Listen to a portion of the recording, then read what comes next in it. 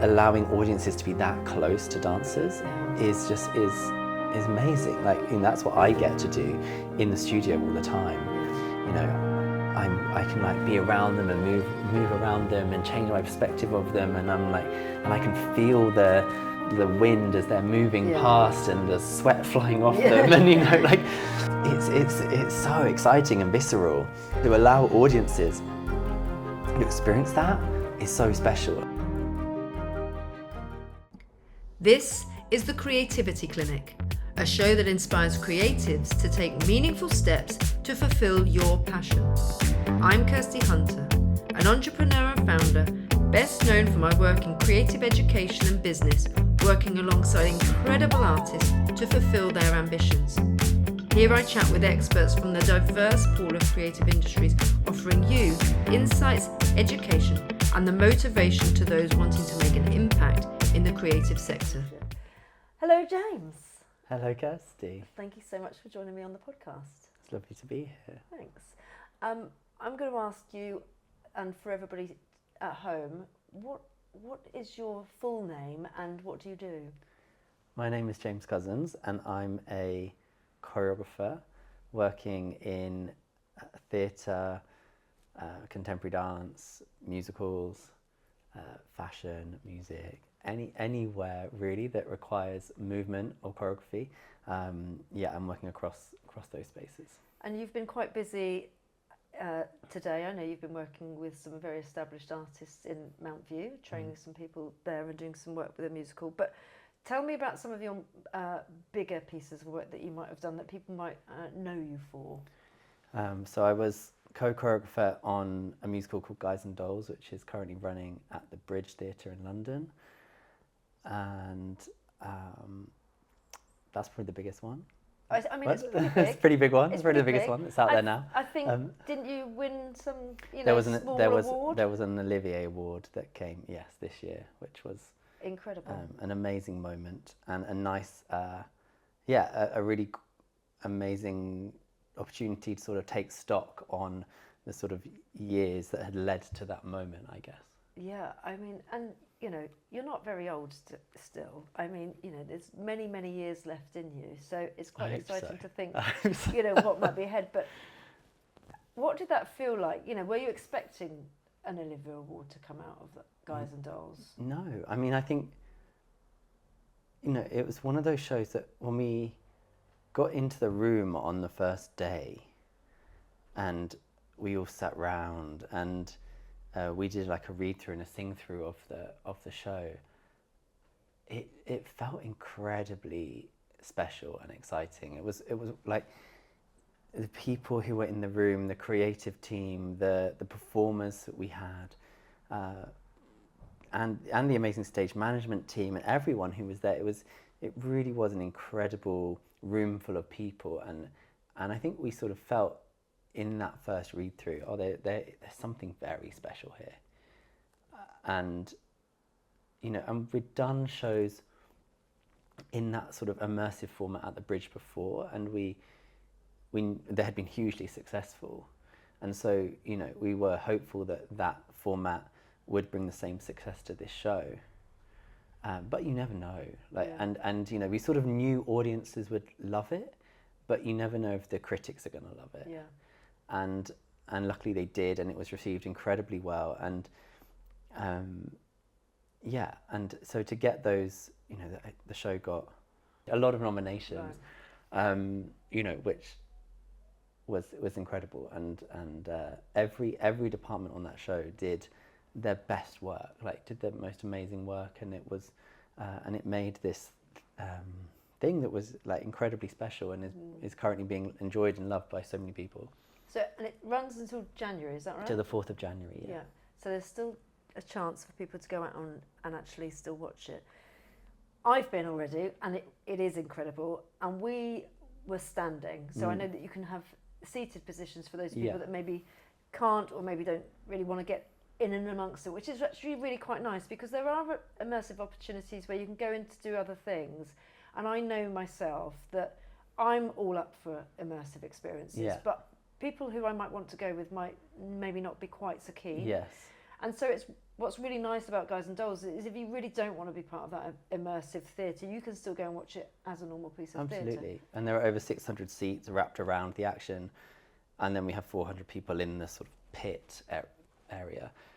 And what's amazing about the seats is you're never more than sort of 3 or 4 rows from the action. And if you're in a normal Western theatre and you get the cheapest seat in the house, you are like way back there somewhere. And actually in Guys and Dolls, you're 3 rows away, and you know, you might be high up, but like, you know, you're not far at all. Yeah, so you can still feel. You feel it. There's not a bad seat in there, which is amazing. And I would say also that even when you are standing and immersed, there isn't any discomfort at all for those people that again are part of that kind of crowd, because if you didn't want to be part of that, you know, interaction with some of the characters, you could possibly just move a bit further away. Although you still, I remember my daughter was towards the back at one point leaning, and somebody had sort of started to engage with her, and I think, you know, she's 13, she got a bit embarrassed, but she was fine. But it's not too intense, I think, in terms of no, it's a very gentle, like if it was your first immersive theatre experience, it's very gentle. Yeah. You know, it's more sort of like a standing experience that, you know, you're free to just change position a bit, and there's interaction. It's not sort of immersive in the way of like Punch Drunk Show, for example, where you're roaming a building. But yeah, there is. I think what's amazing when you are standing in that pit is, you know, you can be literally this close to the performer. You know, like they are on stage, and you can literally have your hands on the stage, like you're that close to it, and they are there, and that's incredible to hear these and see these, and like these incredibly talented like West End performers that close. You know, you don't get that anywhere else. So that's a really special feature in the show. It's really lovely, and I thought something that was really interesting and for me, because my partner's got ADHD, and often taking her to the theatre is quite a challenge, and she'll say this herself, so I'm not saying anything that she wouldn't want me to say. But that when she was in that experience, she said it was the best theatre experience that she's ever had, because she could move, because she's not very good at sitting still for quite a long period of time. But the ability to be able to move around that space and just, it just made her experience so much better, because again, she could go into different areas, or she could just take herself a bit further away if she needed to, without thinking I'm fidgeting next to somebody who's paid for their seat and might not be very happy about me fidgeting. Absolutely. Was that something that you'd thought about when you were doing the choreography, or is that just a byproduct of the fact that actually it becomes really quite inclusive when you're choreographing? No, I mean, I think it's a very nice byproduct of that format. I think the thing when thinking about the choreography of it is you're trying to make it reach everyone in that space. So you're having to like visualize it 360 all the time, and try and be creating it with your mind on multiple perspectives at all times. So you're sort of holding the 3-dimensional picture in the space, as opposed to quite a 2-dimensional picture when you're doing something in a proscenium. So that's like a very different way of choreographing. But I think a really exciting one. And then on top of that, you know, because obviously there's a lot of theatre in the round already, but then what's different about this is like the stage, the actual stage space that we're using is changing all the time. It's made of 14 platforms that rise and fall, and we can have any different configuration of those platforms. So, you know, you're choreographing sometimes on literally like 3 lifts that's maybe sort of, I don't know how wide they are, 2.5 meters. So it's like 7.5 by 2.5. You've got this little space, and then everything's up. So then you've got this whole space that's, you know, different shape, and then you're in this area. And so you're, I guess that's where our sort of what we're conceiving, thinking directorially and choreographically about how we're shifting that focus and shifting audience and making that experience sort of surprising for people as well. So did you choreograph physically in that space using the changing blocks, or are you in a dance studio where you're doing some of the set choreography? How does it work? Yeah, we're in a studio, and it's just marked out on the floor, and I think we were able to do it so successfully because we had done Midsummer Night's Dream in that same or a similar format before. before, Right. with the same stage management team. So I was able to work really closely with them to, look at, okay, well, the dancers need to step onto this lift at this point. So it will need to arrive musically at this point. So it will need to start moving at this point. We need to have cleared this audience off it by this point. So there's a whole process to making it happen logistically with the lifts rising and falling. But when we're choreographing it, it's just a flat floor and it's just marked out on the floor, and we tell the performers, these lifts are up. Right. These 6, let's say. So if you step on there, you've fallen off the stage. Yeah. So it was just trying to get it into their heads that that's your space. Yeah. That must be really hard, because I'm also thinking that if you're then moving up the steps, you're not having to, the timing. I mean, obviously you've got the cues of the music, but the timing going on a flat floor from one spot to the next, is that difficult? Are they having to almost pause at certain points, or is it still quite a fluid movement? No, we're hearing totally fluid. Like if myself and the stage management team had done it right, then the performers didn't even notice that anything had really happened. Do you know what I mean? Because suddenly, okay. like, rather than them just doing it on the floor, they were doing it a full foot up. Yeah. And the lifts had just got there at the right times. Right, okay. And they didn't even have to think about it. They just knew that I walk onto this lift at this point, and that lift had just got there. Yeah. So yeah, for them it was just, yeah. Did you have any hiccups at all? With the stage management's gone, oh shit, I've missed my cue. No, we did a very rigorous process. Like, we would go in the mornings and we would like plot that all in and run it with music and make sure it all worked, and then we'd bring the performers in afterwards, and it was, it's all done very slickly. I mean, there's only been a couple of occasions when lifts have failed, like Right. automation fails, and then it's a showstop obviously, and there's that situation. Right. But Nobody's to blame at that point. no, it's like, Could you imagine if you? I mean, I've been in theatres before where you can obviously see that maybe lights haven't come on at the right Yes. time, or the music cue might have been not quite right in somebody's mic, but a floor not being up or down could be quite problematic. we had quite a big showstop the other day where we had to stop sort of 2/3 of the way through Act 1, and it was they realised it was going to take quite a long time to solve, so they just gave the audience the interval then. And then when they came back, we finished Act 1 and then went straight into Act 2. Right. So, it meant these people got a completely different experience of the show to everyone else. But, I think showstops are a fun thing. They, I always quite enjoy them when it happens. And it sort of puts the performers in a, like, it's like, a really aware state, because they're having to deal with something, And actually great that the audience probably didn't even notice too much about what's gone on. And you might go, oh, okay, maybe that didn't seem quite like the point when I'm going for an interval, but... Yeah. Amazing. So you worked with Arlene Phillips on this one. Have you worked with her before? Yeah, we worked together for 5 years now. Okay. Yeah. What other projects so have you done? The first one we did was Midsummer Night's Dream, which was in this same sort of format as Guys and Dolls at the Bridge. Then I've done the Cher show, which is a musical based on life of Cher and music of Cher with her, which is big and camp and fun and lots of amazing costumes. I bet. And great songs. We've done quite a few bits together, so we have a very good relationship now. Amazing. So that's James Cousins, and that's you going off and doing some amazing work in particularly musical theatre. And like you say, you're moving into the world of fashion and music. But where did that start? What was the journey of you getting to become this fabulous choreographer who's now got an Olivier sat in their bathroom or wherever you keep it? On the bedside table.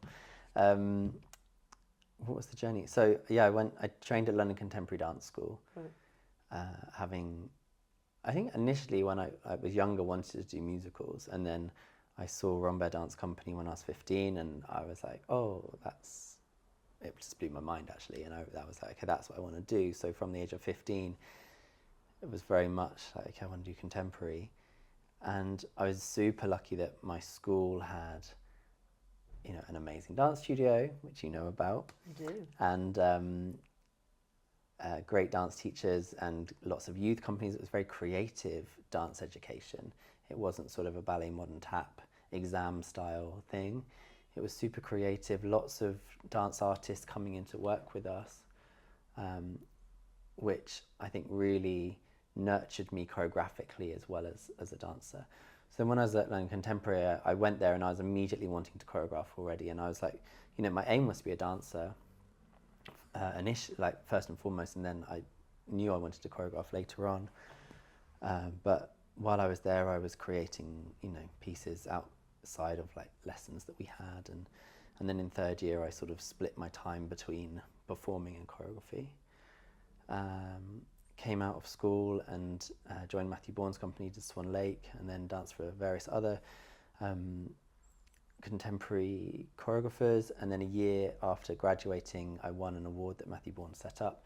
It was a choreographic award, and that sort of gave me this year of mentoring and an amazing leg up to create my own work. And that resulted in a showcase at Sadler's Wells, and from that, a lot of support came for me to make.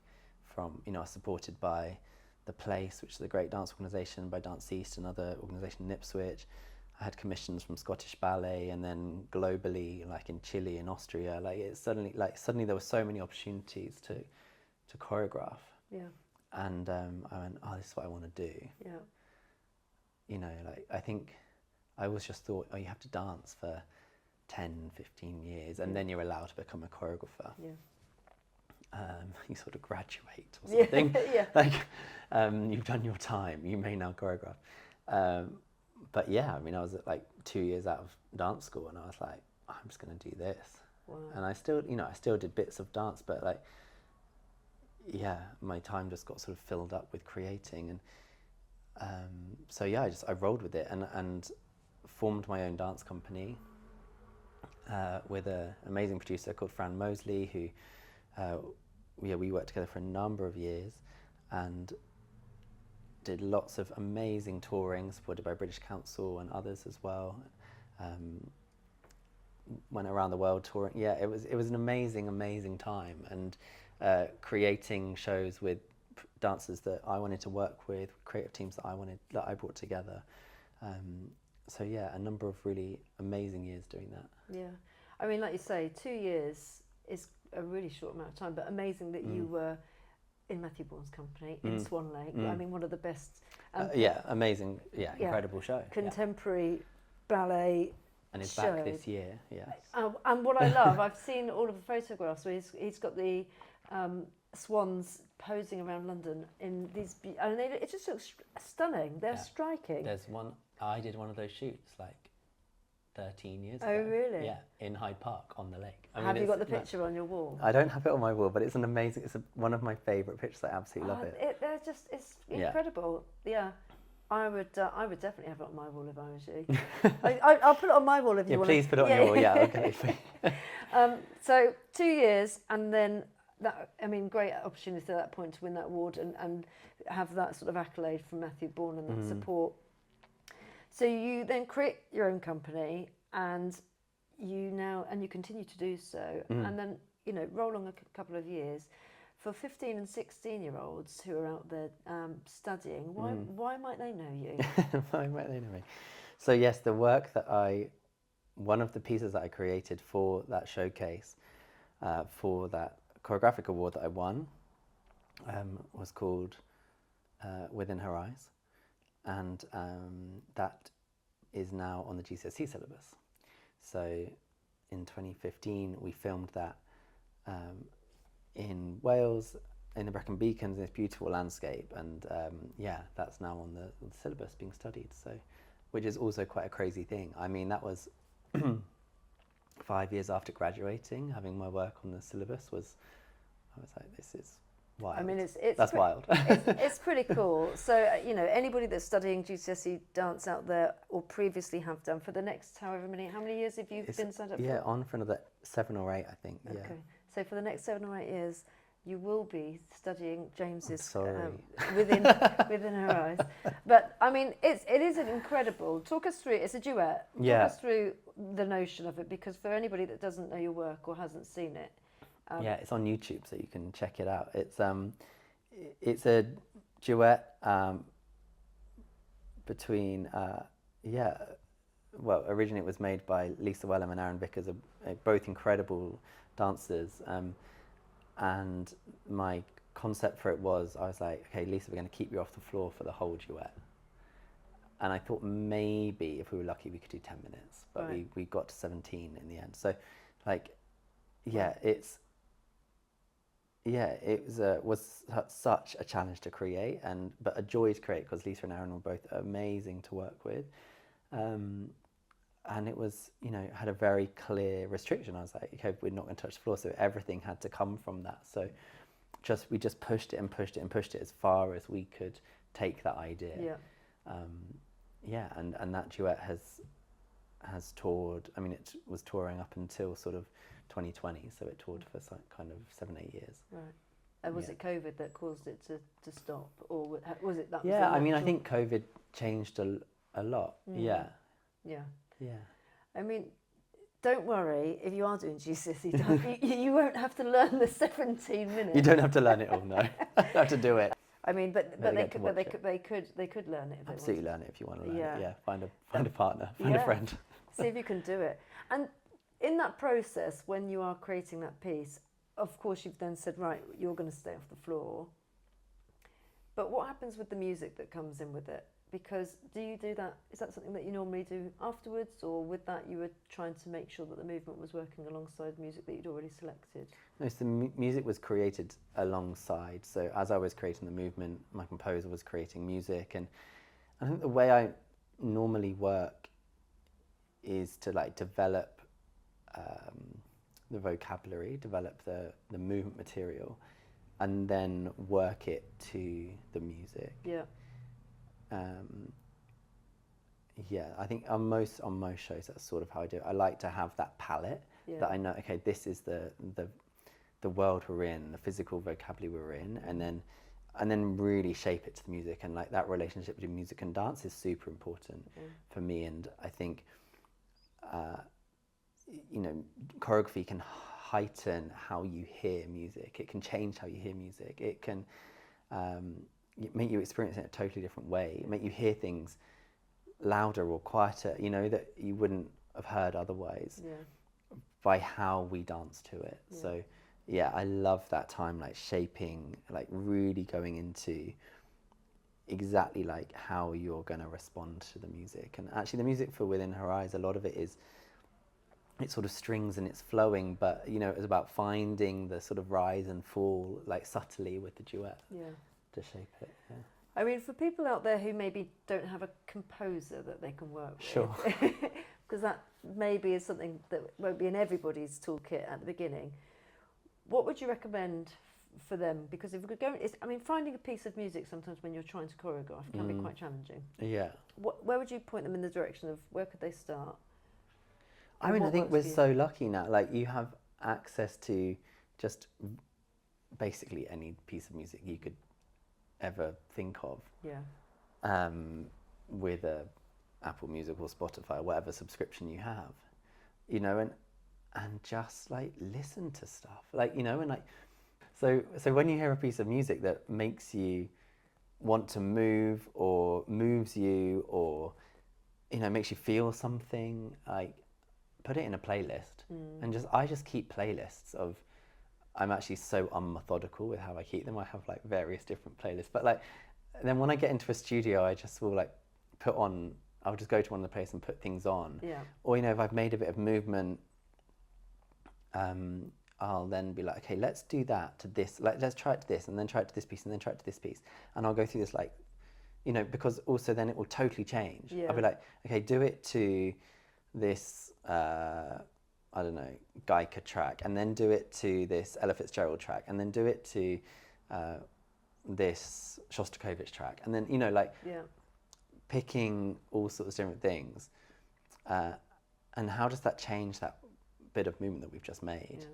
And I love that process. Like that's super exciting, but also sometimes I'll have found the piece of music and go like, this is great. This really makes me want to move. Let's respond to this piece of music. And then maybe we keep it to that, or maybe we then keep, you have the rhythmical quality of that, and then put it to something totally different. Yeah. Like, there's just so many possibilities of how you can work with music, and I think just keeping playlists of things that you like. Yeah. you know, go, and if you like a track by whoever, scroll down to the bottom where it then gives you similar artists. Yeah. Click on one of them. What have they got? Similar artists. Go through. Just keep and just find new things. Yeah, amazing. So you spoke about the fact that you've achieved grants from Arts Council or National Lottery. Is that also? How do people go about if you're working in a dance organisation yourself, running a dance company, and people wanted to try and do something similar where they could get their work commissioned? How could they go about doing that? Big question. So I mean, any artist can apply to the Arts Council for the National Lottery pot of money. Yeah. You know, and you sort of build up that relationship with the Arts Council as an artist. You know, you start small. You get support for your project. You let them know your project was great. You do it Take again. Lots of photos. Take lots of, lots of testimonials. Then you apply again, and you get some more support. But you know, their support isn't. They don't support the full project. They support a percentage. So you have to get support from lots of different places. Right. And you can't just rely on like one source, just the Arts Council. So, as someone wanting to make their own work, if you're thinking like contemporary choreographer wanting to do their own thing, yeah, you need to be sort of creating that network of support, thinking about the venues who are going to program you and support you, thinking about Arts Council, of course, looking at other sort of pots of money from, I don't know, Jerwood or other foundations who do applications that you can apply to. Sometimes, like the dance houses or venues will have a call out for, you know, to support people doing a week of research or whatever it is, right. Or there might be studio space or residency space or support with like a tech week or something. So you've just got to like have your eyes out for all these different things and apply and keep fingers crossed, and then hopefully through, you know, enough of these things come together that you create a pot of money that you can create. And when you say create, you mean be able to employ dancers? Employ dancers, and I think that's the difficult thing, right, of being a choreographer. Obviously, yeah, unless you're going to choreograph on yourself, which has never interested me. Mm-hmm. Like me going into a studio by myself does just nothing happens. It is, and I now know that I used to go into a studio by myself and like try and like do it, and I was like, I just used to, you know, beat myself up about it, and I got to feel like that's just not me. I can't do that. Yeah. I have to have someone to bounce with. Yeah. And then it only needs to be one person, and I'll be fine. Yeah. So I've learnt that now. But yeah, dancers are expensive. They are, you know, it's not like, you know, I sort of envy an artist who works with pencil. I don't know if there are those people, but you know what I mean? Like, you know, who has cheap materials. Dancers, you know, rightly so, cost a lot of money. They're incredibly talented people who've worked, you know, years to train their bodies to do what they do, and that requires a lot of money. And then also a space that is big enough and has the facility, you know, the sprung floor, etc. Yeah.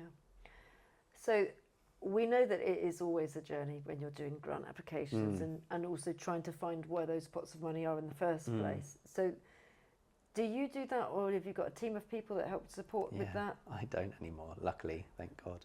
I used to, you know, when the company started, I would work with Fran, my producer at the time, and, you know, help with those applications.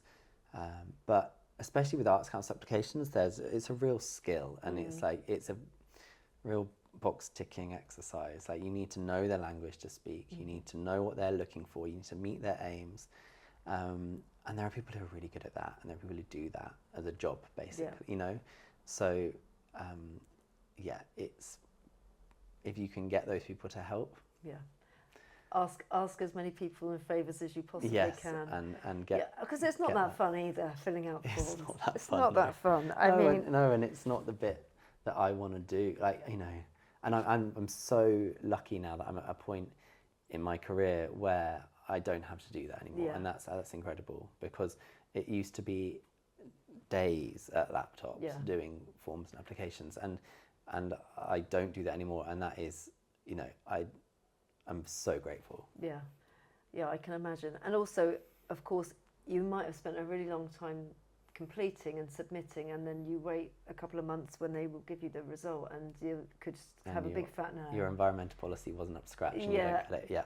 Fuck, you're Yeah. like, oh my God.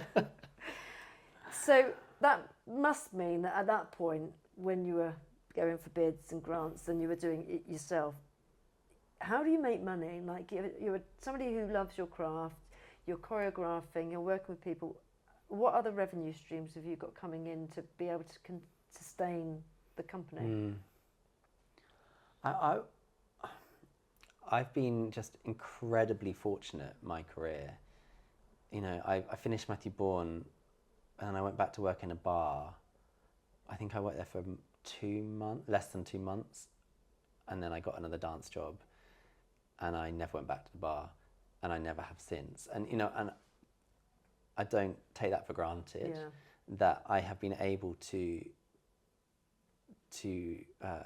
sustain myself and work and live just from dance. Like, that is incredible. And you know, and I didn't earn loads for a long time, like until much more recently, and you know, it was enough to live, and that was fine. And it was just, you know, teaching, doing the choreography I was making, maybe the odd dance job here and there. I think having that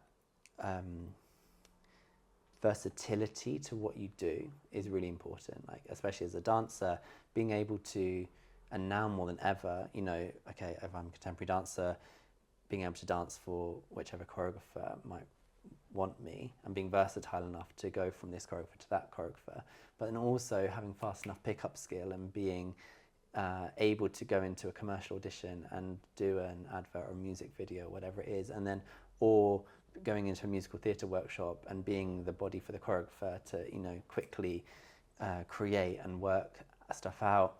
Being versatile enough and open enough to working in all these different spaces, I think, is so needed as a performer these days. Yeah. But for me, I mean, I just loved it. It was fun. Like, I enjoyed doing a random gig at a music, like at the Isle of Wight festival or whatever it was, and then doing a contemporary performance, and then teaching a professional class or whatever it was, you know. And I've always loved that variety. But I can see how it's, you know, now I think more than ever, like, so needed. Yeah. Yeah. Is there any advice that you'd be able to give to sort of encourage people of how they can achieve that versatility? Is it through the training? Or is it, do you think, something that's more innate? I mean, my training at the place, I wouldn't say didn't make me that versatile. Mm-hmm. It was very streamlined to make me a certain type of contemporary dancer, to try to make me the sort of best contemporary dancer I could be, to go and work in X companies, you know. But I think my background before that, you know, I'd done street dance, hip hop, we'd done Afro-Caribbean, done street jazz, and done musical theatre choreography. Like, I'd done a real range of things, and yeah, that training I'd had, I'm so grateful for now. And then I think any opportunity though that comes, you know, I remember we had a dance school, there was a week of Bharatanatyam, and then a week, I don't know, the random weeks where they were just like, learn this style, like, do this style for a week.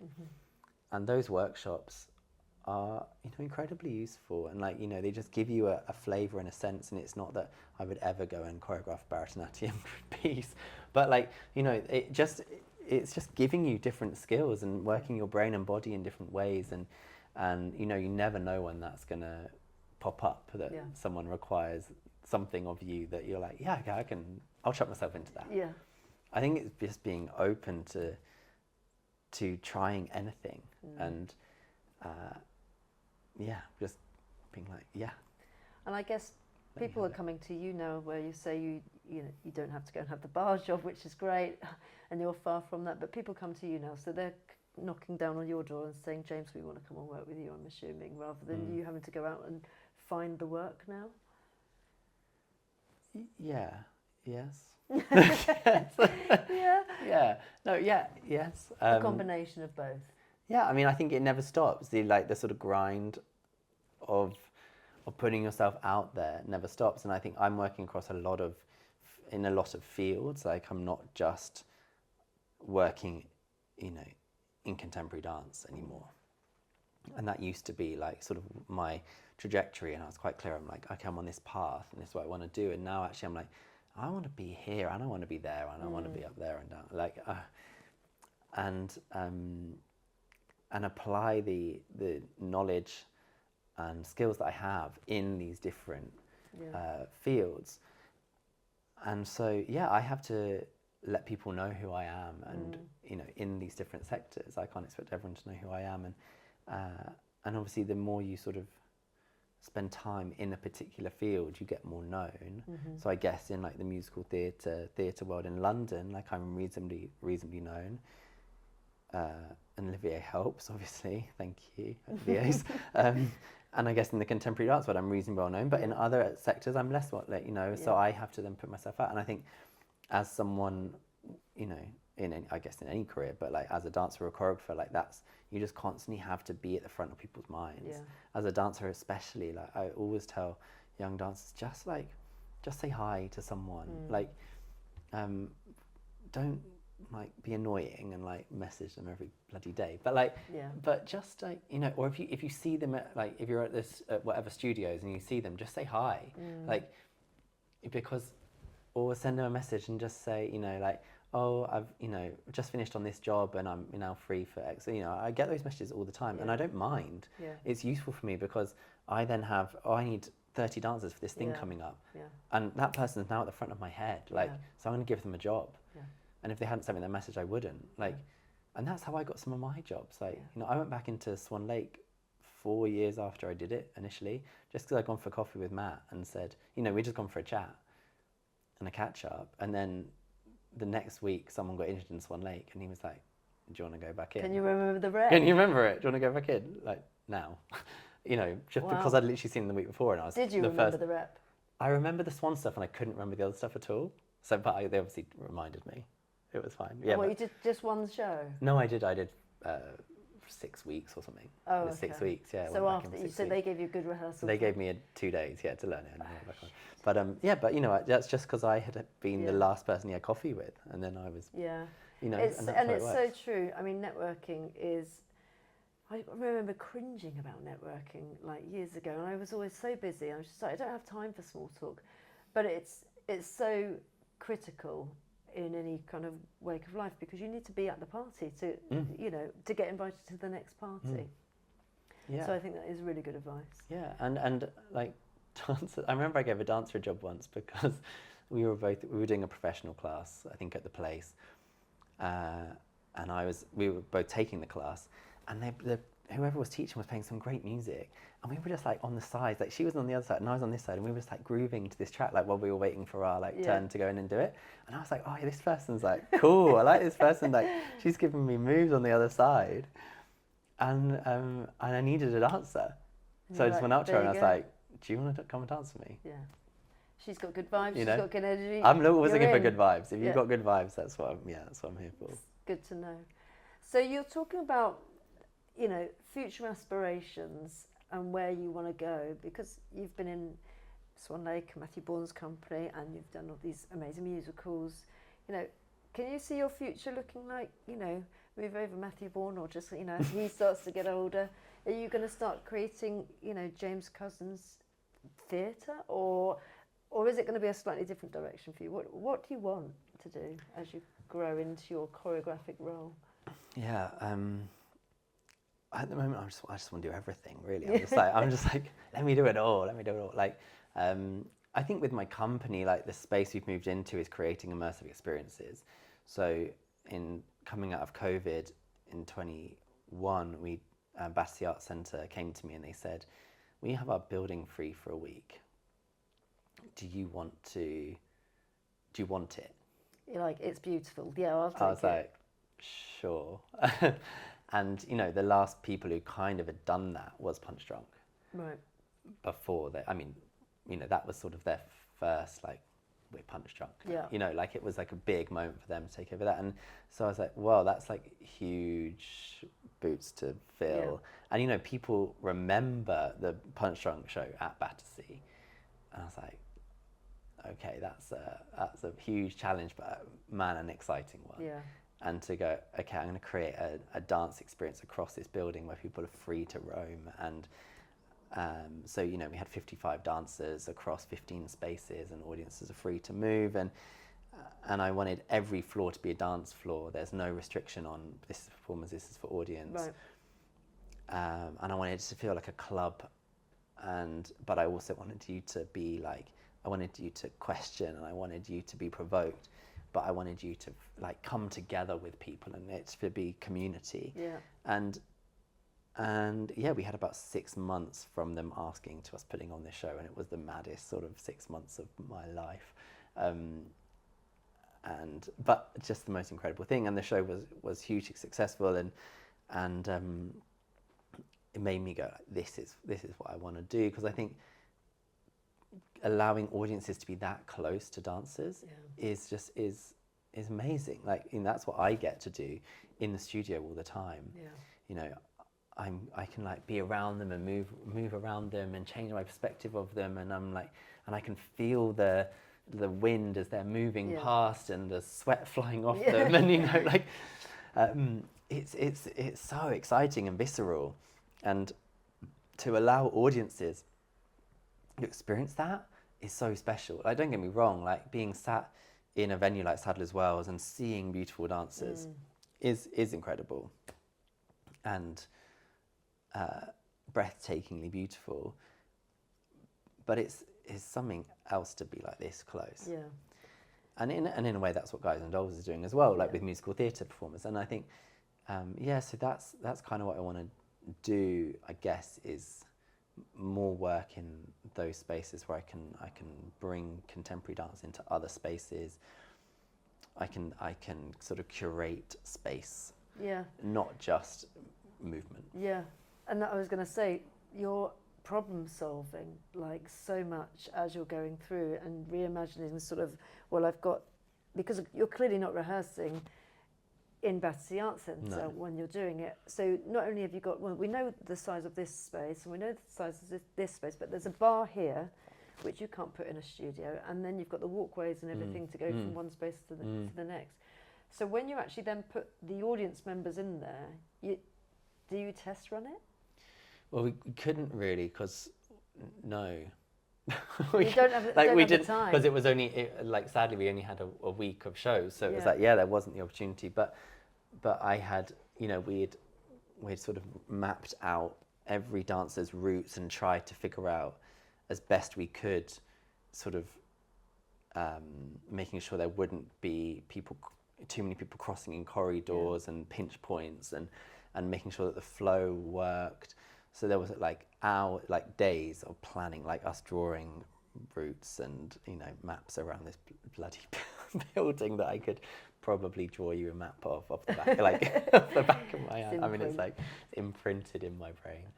And just hope for the best. And I guess, you know, taking what I knew from other immersive experiences I'd been in, and you know, applying the years of experience I'd had to that point, and just hoping for the best, really. It was like, just let's see what happens.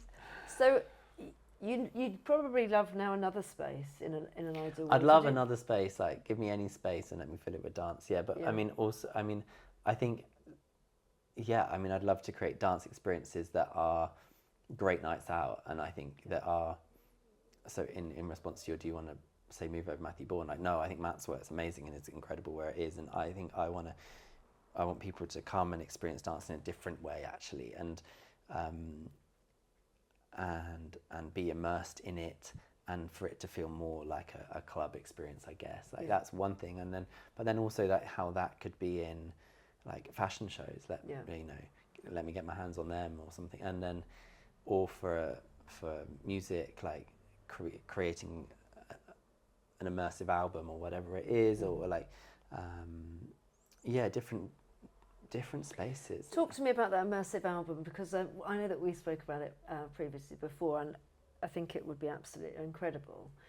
So what do you foresee if you had an artist that came to you and said, I've got an album that I'm going to be releasing in 6 months' time, and James, I want you to try and create something that's immersive. What would be the process? How would they? What would it look like as you then release this immersive album of dance? Giving away my secrets now.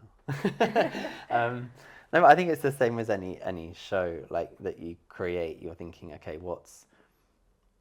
I'm always thinking about the audience experience in a show. Like I'm simultaneously thinking, okay, what's the themes of, okay, if we're talking about an album, like what's the themes of the album, what's the narrative of the album, what's the emotions we want people to experience, what's the journey we want them to go on. And I'm doing that on any show, or anything I'm working on. And what do I want the audience to be experiencing, and how do I make them experience this? And and then you just go into it, like Who would you love to do some work with on that? I mean, she's on my top today. Queen Bee. Queen Bee. Queen Bee. I mean, yeah, I think her. Yeah, is my absolute idol, and I mean the whole package, like it's the whole package that I just find incredible. Like on something like the Renaissance World Tour, which is, obviously the music I think is incredible. Her vocals are amazing.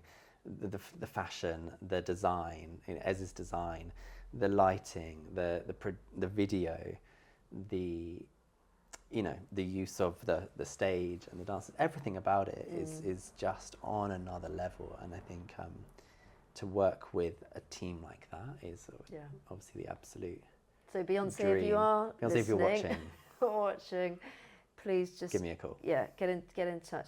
Of course, if any other artists are out there, Anyone, that think, actually, do you know what, that would be really bloody cool, because it would be. But yeah, I'm with you. I mean, James and I are absolutely on the same page when it comes to Beyonce. So yeah, I mean, who wouldn't want to, work with her at all? Yeah. I have actually touched her leg before. I know it's a little bit creepy. No, it's not. I'm jealous. I went to one of her tours 3 times, which I mean, I'm #stalker. Yeah. But I don't know. I spent an incredible amount of money on 2 tickets for me and my partner at the time, and we got so close, and she was coming past, and I reached out and I touched her thigh. So jealous. Because I was at Glastonbury and I was at the front, but then I got pushed back just before she came on, and then when she walked on the front and touched everyone in the front row, I've never cried so much. Oh well, I feel like I've Yeah. done something that you haven't. I might not have an Olivier, but I have, touched Beyonce's thigh. You touched Beyonce's thigh. So, a huge number of things in the future that you are looking forward to, and what is James's life outside of dance and work? What do you do in your spare time? Oof, getting personal. Oh, we've got a cat that's just joined us as well. Yeah, I mean, I love eating. Right. I mean, who doesn't really? Yeah, well, yeah, I go to a lot of restaurants. Is that a hobby? Can I? You can have it as a hobby. I really enjoy doing that. Yeah. Like I really enjoy good food. Treating myself. That's something I treat myself to a lot. Seeing things like in all art forms really is what I spend a lot of time doing. Like seeing a lot of. I actually currently see a lot of theatre. Right. And I think coming from a dance background. Yeah, I never felt the need for words, but actually, like now, I find myself in this period of my life where I'm like, give me plays, like, let me, and I'm sort of that's nice to be inspired. It's such a sort of parallel art form, but also vastly different. So I really enjoying that. But yeah, and then being physical. I think I find myself less, actually people are like, oh, you're so fit 'cause you're a choreographer. I'm like, I sit down most of the day. I'm literally sat down telling people what to do, and then they sweat and I sit and watch. So I'm not active at work as much. So yeah, being physical is also something. So you still go to the gym? Going to the gym, or running and things like this. Yeah. I was going to say, actually, because you're clearly not going to be dancing all the time when you choreograph it.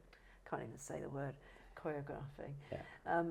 So that makes sense, and thank God, because you probably have to be a certain level of fitness if you're demonstrating and doing something. Yeah, but I mean, the other thing I also do is I also really enjoy learning other people's choreography. Right. Like, my partner will come home and be like, oh God, what are you doing? And I'm literally in my front room, like, learning a video of Instagram. Right. Love that. We won't see you in Pineapple Studios?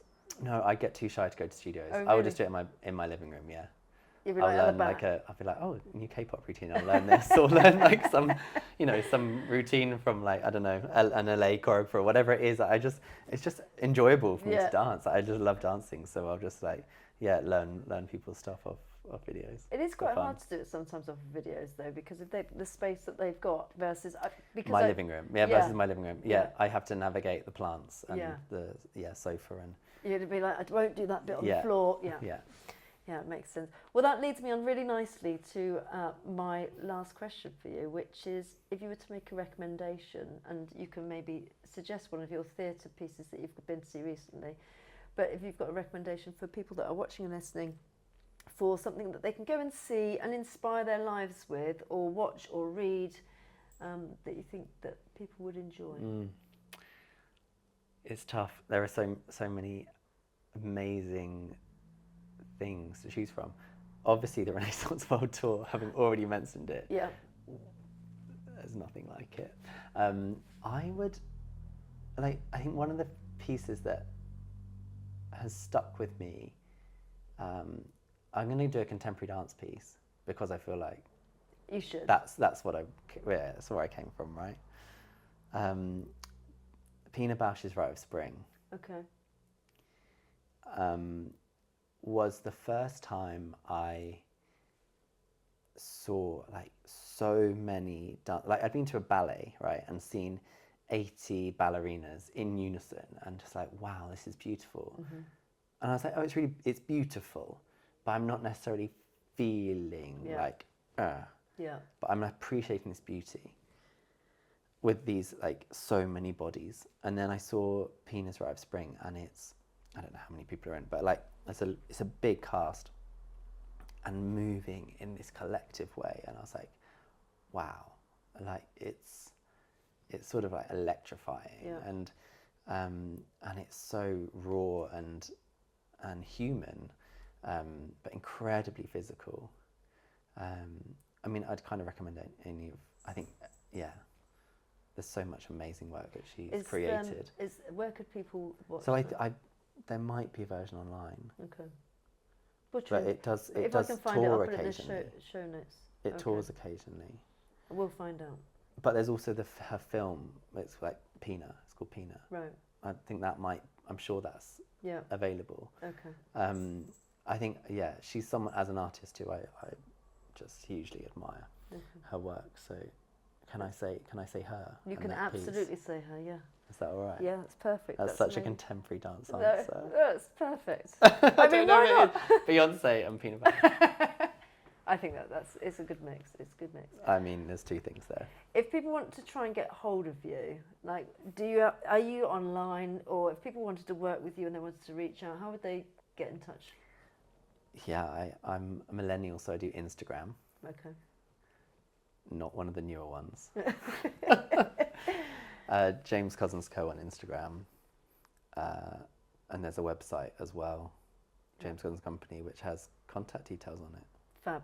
So we'll put all of that in the show notes, and should you want James to do some amazing immersive choreography with you in the music world, or in the fashion world, or in any the world, musical theatre, in any world, or anything, or maybe you've got an idea that Yeah. it could be something else that you just think, do you know what, that would be amazing to have some choreography. So but get in touch. But thank you so much for joining me on the podcast. Thanks for having me. It's been a joy.